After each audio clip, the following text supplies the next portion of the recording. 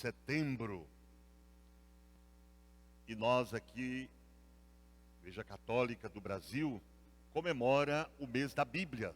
Dedica esse mês à Bíblia. Bíblia quer dizer biblioteca.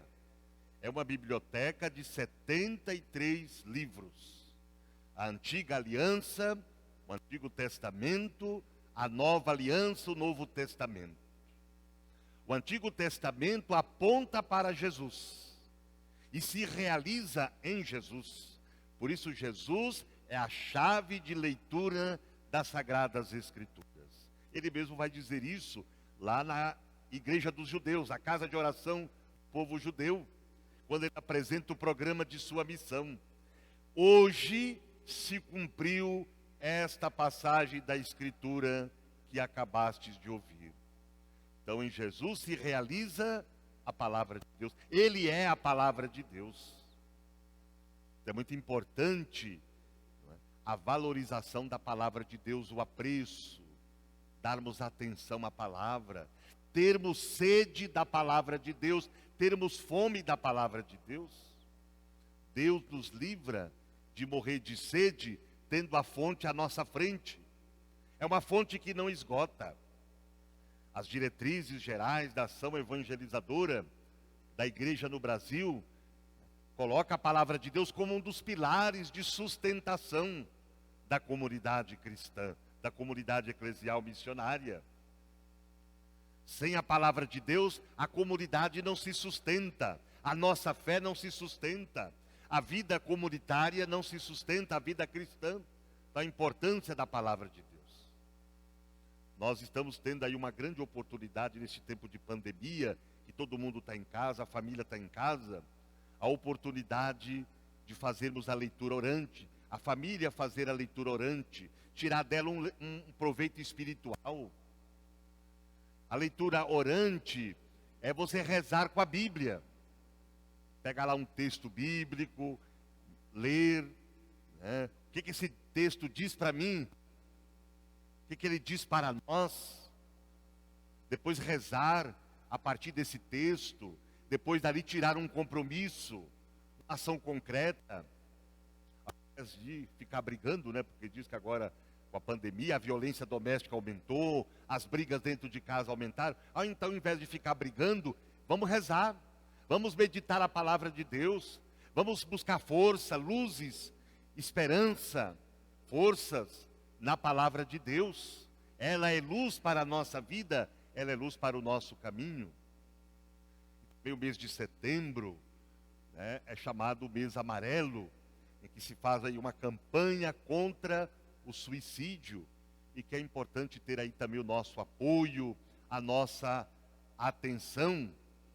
O suicídio, a pessoa que se suicida, ela quer matar a dor e não a vida. Então, se ela quer matar a dor e não a vida, então tem algo que nós podemos fazer. Muitos suicídios poderiam ter sido evitados.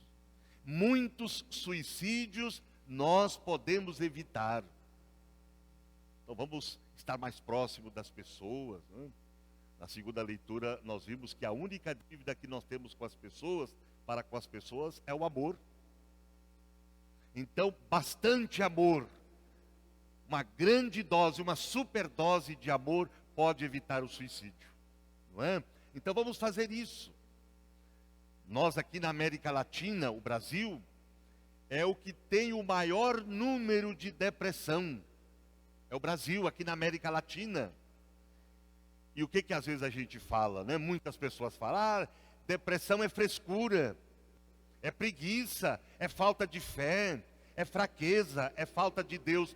Não é falta de Deus, é falta de Deus julgar as pessoas. É falta de Deus ter preconceito.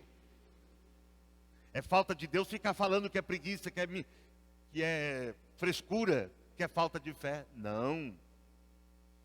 É preciso termos atitudes acolhedoras, humanas, fraternas. É preciso amor. Então vamos entrar também nessa campanha. Vamos fazer a nossa parte, né? Vamos ser mais misericordiosos, mais humanos. Vamos evitar que as pessoas se atentem contra a sua vida. Vamos salvar vidas. Vamos salvar vidas. Vamos cuidar da vida. Cuidar da vida não é cuidar da vida particular das pessoas, da individualidade, se intrometer na vida das pessoas. Mas é cuidar no sentido de salvar a vida, de proteger. E o evangelho deste domingo mostra como recuperar um irmão que errou. A correção fraterna na comunidade, em vista da comunhão, procurando reatar a fraternidade, fazer de tudo para salvar o irmão, adverti-lo de que ele não está no caminho certo, que ele precisa sair do caminho errado. Então é nesse sentido, com toda a caridade, com todo o respeito. Quando a gente ama, a gente cuida. Quem ama, cuida. Quem ama, salva. Deus não quer que nenhum de nós se perca. Deus não quer que ninguém se perca. Por isso a importância da correção fraterna. Então Jesus, ele sugere uma pedagogia de recuperação para quem errou e provocou conflitos na comunidade. Então, se aponta um caminho em várias etapas, em vários passos. Então, o primeiro passo, se teu irmão pecou contra ti, se ele pecou contra a comunidade, se ele cometeu um erro, não é? Um encontro pessoal a sós com esse irmão, né?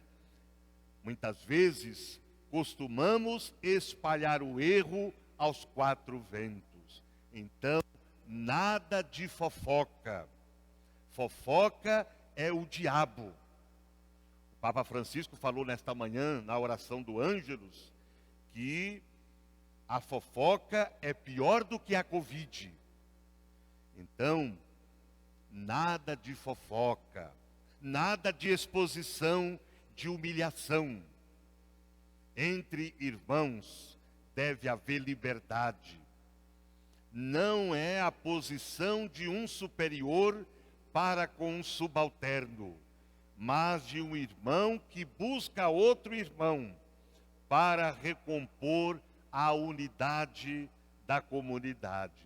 Se teu irmão te ouviu, a sós, você o ganhou. Não ganhou para si, né? Ganhar o irmão é recuperá-lo para a comunidade, ou seja, reatar com ele os laços da fraternidade.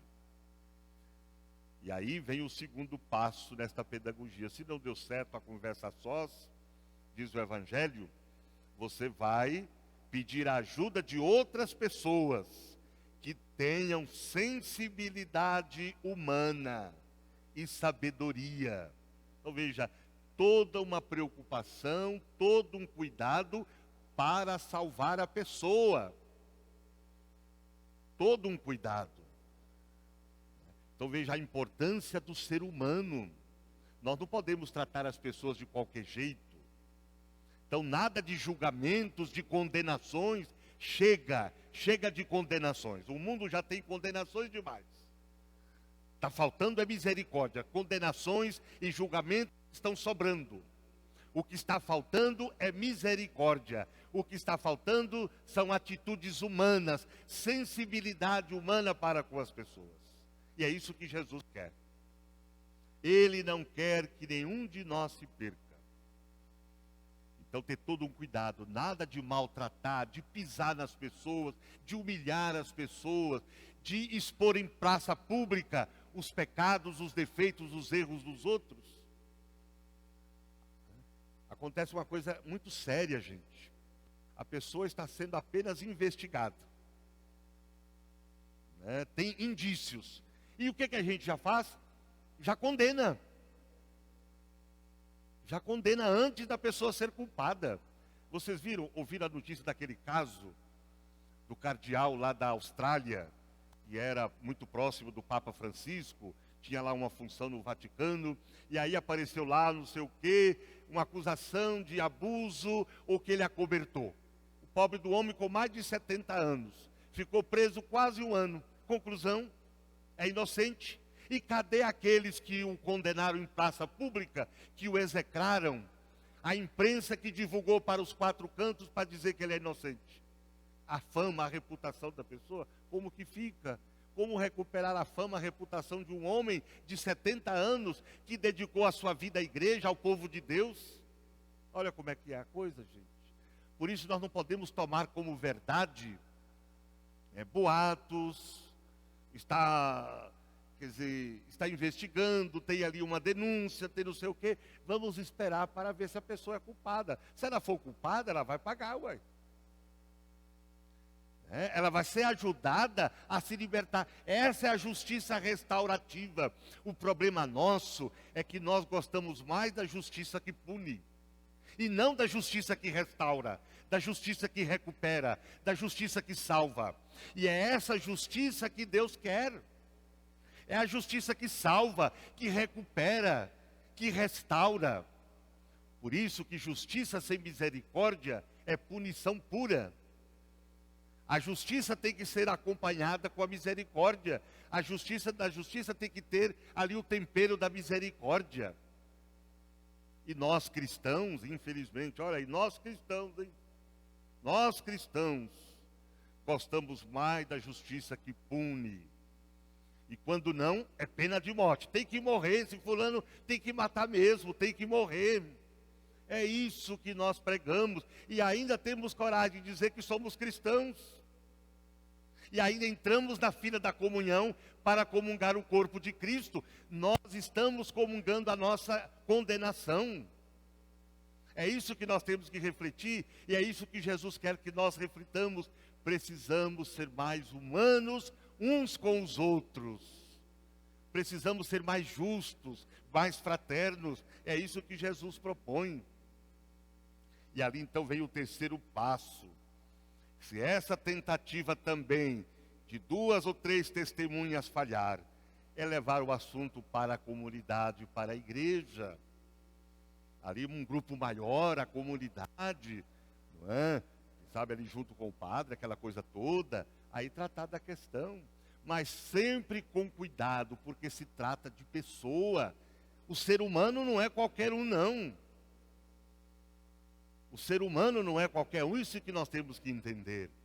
E se nem mesmo ali a comunidade ele ouviu, não é? Então a comunidade tem que colocar essa pessoa nas mãos de Deus, rezar por ela,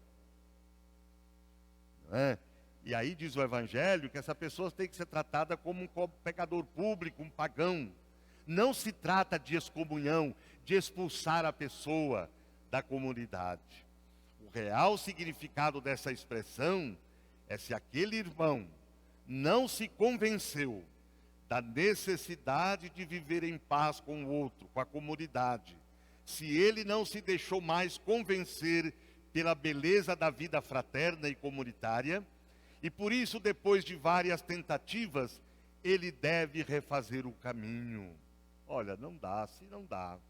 Então, dá um tempo, não é? Nós vamos continuar te acompanhando, nós vamos continuar te querendo bem, nós vamos continuar fazendo de tudo para salvar a sua vida. Então, colocar a pessoa realmente nas mãos de Deus e continuar com esse trabalho, porque nós não podemos desistir de ninguém. Nós não podemos desistir de ninguém, porque Deus não desiste de nós. Se Deus não desiste de nós, nós não podemos desistir do nosso próximo. Temos que continuar batalhando, lutando para salvá-lo, para recuperá-lo. Amanhã, dia da independência do Brasil, 7 de setembro. E é o dia do grito dos excluídos. Quem realizou o primeiro grito dos excluídos foi o povo hebreu, contra o poder opressor do faraó. Ouvi o clamor contra seus opressores e conheço os seus sofrimentos. Êxodo capítulo 3, versículo 7.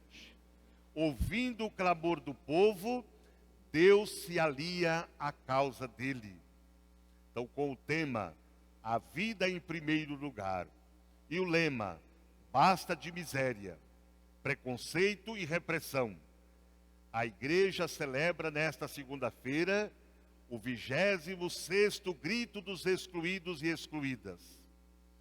Desde 1995, com a campanha da fraternidade, que naquele ano foi Fraternidade os Excluídos, e o lema Eras Tu, Senhor, a Igreja Católica convoca os membros das comunidades para refletir sobre os verdadeiros valores da vida e tudo aquilo que diz respeito à sua dignidade.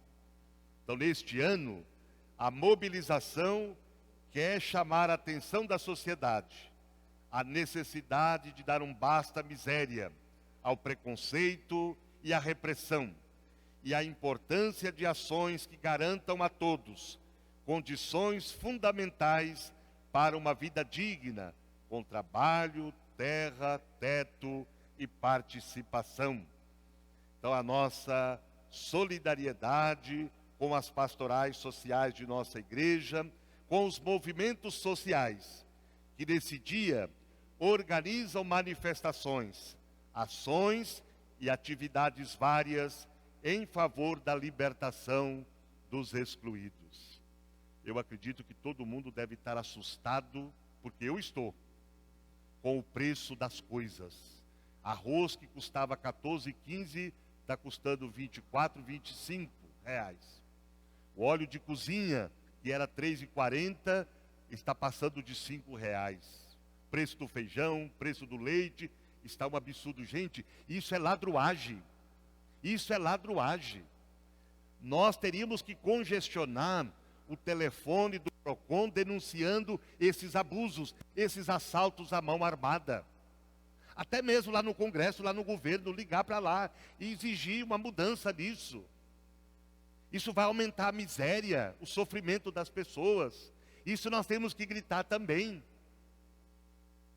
Então nós temos aí essa arma, as redes sociais, ao invés de ficar usando as redes sociais para ficar xingando, disseminando ódio e pregando coisa errada, vamos usar as redes sociais para protestar contra isso. Isso não está certo. Isso é ladruagem, isso é roubar. Isso é assalto à mão armada. Então nós temos que usar também as redes sociais para isso, usar da nossa força, nós também temos força. Vamos gritar dessa maneira. Vamos ligar lá para o PROCON, vamos colocar mensagens lá nas redes sociais para o PROCON, para o governo, para o Congresso Nacional, para o Ministério da Economia.